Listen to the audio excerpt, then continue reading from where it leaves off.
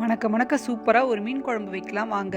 மிக்சியில் 2 கை சின்ன வெங்காயம், 4 பல் பூண்டு, பாதி பெரிய வெங்காயம், ஒரு தக்காளி, கொஞ்சம் கொத்தமல்லி, சீரகம் 1/2 ஸ்பூன் போட்டு நல்லா நைஸாக அரைச்சிக்கோங்க.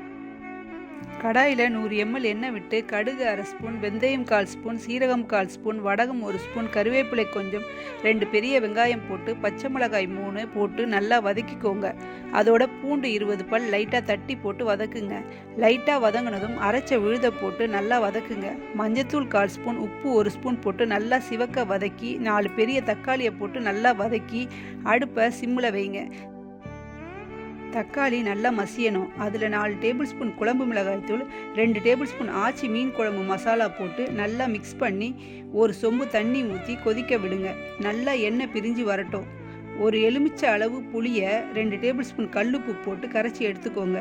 எண்ணெய் பிரிஞ்சு வந்ததும் புளி தண்ணியை ஊற்றி நல்லா கொதிக்க விடுங்க. நல்லா கொதித்ததும் நறுக்கின மாங்காய் துண்டுகளை போட்டு வேக விடுங்க. மாங்காய் பாதி வெந்ததும் கழுவி வச்ச மீனை போடுங்க. அதோட 1 ஸ்பூன் பெப்பரை போட்டு கொத்தமல்லி தூவி நல்லா மிக்ஸ் பண்ணி 10 நிமிஷம் சிம்மில் வச்சு எண்ணெய் பிரிய குழம்பு கெட்டியானதும் கடைசியாக கொஞ்சம் கொத்தமல்லியை தூவி லைட்டாக வெல்லம் போட்டு இறக்கினா சுவையான மீன் குழம்பு தயார். இதே மாதிரி ட்ரை பண்ணி பாருங்கள். மீன் குழம்பு சூப்பராக இருக்கும்.